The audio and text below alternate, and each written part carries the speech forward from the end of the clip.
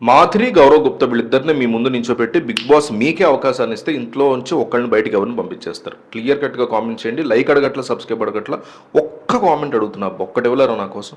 ఒక్క 500 comments target పెట్టుకున్నా. So దయచేసి కామెంట్ చేయండి. మాధురిని బయటికి పంపించేస్తాను, గౌరవ్ గుప్తాను బయటికి పంపించేస్తాను. ఈ రెండిట్లో ఒక్కటి కామెంట్ చేయండి చాలు. లైక్ అడగట్ల, సబ్స్క్రైబ్ అడగట్ల, ఏం అడగట్ల, షేర్ కూడా అడగట్ల, బట్ కామెంట్ మాత్రం దయచేసి ఒకటి వేయండి. నాకైనా మా టీంకైనా కొండంత బలం. అసలు ఓటింగ్ ప్యాటర్న్ చూసి ఆఖరిలో ఉన్నటువంటి ట్విస్ట్ ఏంటో చూద్దాం. తనూజ 28% ఓటింగ్తో 26, 27, 28 అట్లా అటు ఇటు 29 నుంచి మళ్ళీ 28కి వచ్చింది. అట్లా అటు ఇటు ఓటింగ్ పర్సెంటేజ్తో 28లో స్టిక్ ఆన్ అయినట్టు క్లియర్గా కనిపిస్తుంది తనూజ. కెప్టెన్సీ టాస్క్లో తను ఓడిపోవడం అనేది కూడా మీకు కాస్త సింపతి గెయిన్ చేసింది. ఎందుకంటే రాము రాథోడ్ అన్యాయంగా చేశాడు అనేటువంటి థింక్ బాగా స్ప్రెడ్ అయిపోయింది జనాల్లో. దానివల్ల అతనికి నెగిటివ్ అయింది, ఈమెకి చాలా పాజిటివ్ అయిందని మనం డెఫినెట్లీ చెప్పుకోవచ్చు. అయితే ఈ కైండ్ ఆఫ్ సిచ్యువేషన్లో తనూజ అసలు కెప్టెన్ అవ్వకపోవడమే బెటర్ అనే వాళ్ళు కూడా ఉన్నారు. ఎందుకంటే ఆమె దబాయిస్తుందని, రేషనల్ మేనేజర్గా ఫెయిల్ అయిందని, తను ప్రతిదాన్ని గట్టిగా అరుస్తుందని, ఏది కూల్గా డీల్ చేయట్లేదు అనేటువంటి అపవాదం ఆమె మీద. నాకైతే పర్సనల్గా నేను ఫస్ట్ నుంచి ఎవరి పట్ల అయితే అంత పెద్ద సూపర్ క్యాండిడేట్ ఏం కాదురా అనుకున్నాను, అతనే నాకైతే definitely best captain. Demon Pavan 2 సార్లు చేశాడు, కూల్గా డీల్ చేయాలి. 90% ఆఫ్ థింగ్స్ కూల్గా డీల్ చేస్తాడు. మన రీతోని అతను తోచిన విధానం మాత్రం నాకు నచ్చల. డెఫినెట్లీ దాన్ని నేను కంప్లీట్లీ క్రిటిసైజ్ చేస్తాను. అసలు దాని గురించి ఈరోజు నాగార్జున మాట్లాడిపోతే కూడా నేను రేపు మాట్లాడతాను దాని గురించి. డెఫినెట్లీ తప్పదే అట్లా డీల్ చేయడం. ఒక ఆడపిల్ల, మగపిల్లనైనా సరే ఎవరినైనా సరే అట్లా డీల్ చేయకూడదు. మిగతా విషయాలు మాత్రం 90% బెటర్గా డీల్ చేశాడు. యాజ్ ఎ కెప్టెన్ చాలా ప్రొలిఫిక్గా, చాలా డిగ్నిఫైడ్గా డీల్ చేశాడు మనోడు. సో తనూజాకి ఆ కైండ్ ఆఫ్ పర్సంటేజ్ ఉంది. ఆ తర్వాత పవన్ కళ్యాణ్ కూడా సెకండ్ పొజిషన్లో ఉన్నాడు. శ్రీజ ఓటింగ్ కూడా యాడ్ అవుతుంది, అతను 24 దాకా ఉంది. ఈ వీక్ తర్వాత ఇంకా పెరుగుతుంది. మంచి ఛాన్స్లు వచ్చినా సరే ఎవరైనా చెప్పినా కూడా ఇంకా వినట్లేదు అతను. శ్రీజ హౌస్లో ఉన్నప్పుడంతా కూడా 6 రోజులు బ్రెయిన్ వాష్ చేస్తూనే ఉంది.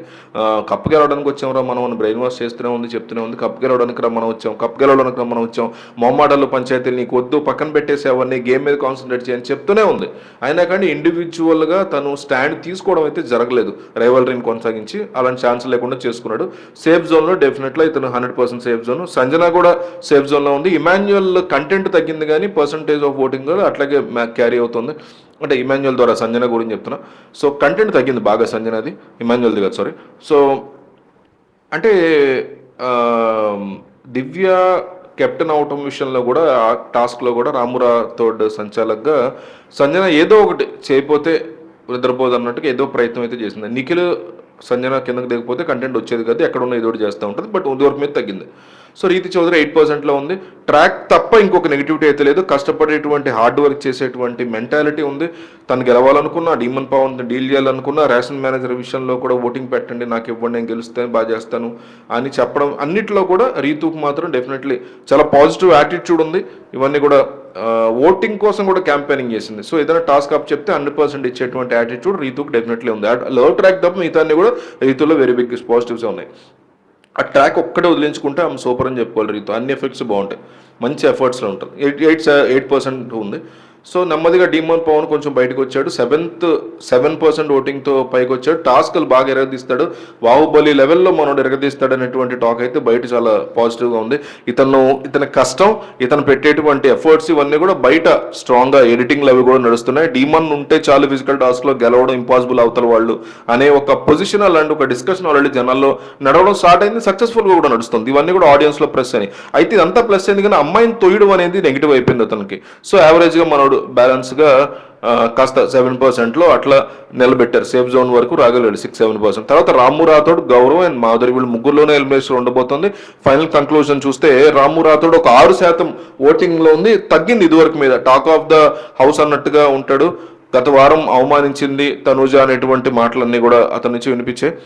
అంటే నామినేషన్ వేసిన వేస్ట్ అని అర్థమైపోయి, నామినేషన్ విషయంలో స్ట్రాంగ్ ప్లేయర్స్ అని అర్థమయ్యి పక్కన పెట్టేసి, గౌరవం తనకు అడ్డంగా పెట్టుకుని సేఫ్ అవ్వాలి, ఇతను పక్కన పెట్టేస్తే బెటర్ అనే ఫీలింగ్లో రాము పక్కన పెట్టేశాడు.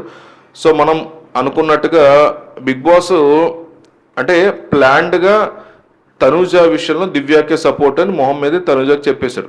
సో అది కూడా ఉండొచ్చు, నన్ను అంతగా అవమానిస్తామో అది ఇదని డీల్ చేసి ఉండొచ్చు. సో ఆ రివెంజ్ అనేది నామినేషన్లో కూడా చూపించి ఉండొచ్చు.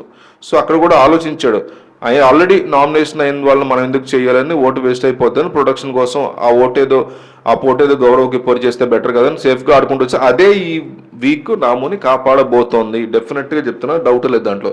దివ్యాని కాదు తనూజని చేయాలనుకుంటే సంచాలకుగా నువ్వు ఉండాలి, ఓటు వేయకూడదంటే ఒక ఓటును కూడా తగ్గించేసి తనూజకి అగెనెస్ట్గా వెళ్ళడం. సో మంచి రిజల్ట్ అయితే ఇచ్చాడు. తనుజాకి ప్లస్ చేయాలనుకుంటే ఇతనేమో దివ్యాకి ప్లస్ చేసి రాము ఇది చేశాడు. సో 6%తో పర్లేదు అనేటువంటి పొజిషన్లో ఉన్నాడు. గౌరవ్ అండ్ మాధురి మాత్రం పీక్స్ ఆఫ్ రిస్క్లోను 5-6% ఉంది. ఒకళ్ళకి 5, ఒకళ్ళకి 5. రామురాతో 6+ ఉంది. చాలా మైన్యూట్ మార్జిన్ ఉంది వీళ్ళిద్దరికి. గౌరవ్ మాధురి ఫినిషింగ్ డే వచ్చేసరికి వీళ్ళు 5-6 మధ్య అటు ఇటు కొట్టుకుంటున్నారు. కంటెంట్ పరంగా చూస్తే గౌరవ్ను పంపించకండి, అంటే మనకున్నటువంటి స్ట్రాంగెస్ట్ పాయింట్ ఏంటంటే డెఫినెట్లీ గౌరవ్ను పంపించేయబోతున్నారు. మనకు స్ట్రాంగ్ ఇన్ఫర్మేషన్ అయితే ఉంది. సో శ్రీకాకుళం ఏరియాస్ మొత్తం కూడా దువ్వాడ శ్రీనివాస్ విపరీతమైన క్యాంపెయిన్ చేస్తున్నారు. ఎలక్షన్ టైంలో ఈయనకి ఎవరైతే హెల్ప్ చేశారో వైసీపీ వాళ్ళకి, ఈయనకి ఎలక్షన్ క్యాంపెయిన్ చేసినటువంటి టీంలు ఏవైతే ఉంటే సోషల్ మీడియాలో, వాళ్ళతో సోషల్ మీడియా మొత్తం కూడా మన సో ఉత్తరాంధ్ర బిడ్డ లేదా శ్రీకాకుళం బిడ్డ, ఇట్లా ఆ ఏరియాకి ఆ ఏరియా పర్టికులర్ ఊరు బిడ్డ, ఇట్లా కొన్ని ఊర్లో క్యాంపెయిన్ ఏమో ఊరు బిడ్డ, శ్రీకాకుళం ఏరియా బిడ్డ, ఇంకా వెనక్కి వస్తే ఉత్తరాంధ్ర బిడ్డ, ఇట్లాగా బాగా క్యాంపెయిన్ చేస్తున్నాడు ఆయన. అందువల్ల లాస్ట్ మినిట్ ట్విస్ట్లో మాధురి సేవ్ అయింది. ఆ రకంగా దువ్వాడ శ్రీనివాస్ కాపాడాడని చెప్పాలి మాధురిని. గౌరవ్ గుప్తాని బయటకు అయితే డెఫినెట్లీ పంపించేశారు. ఇది జరిగిందనమాట.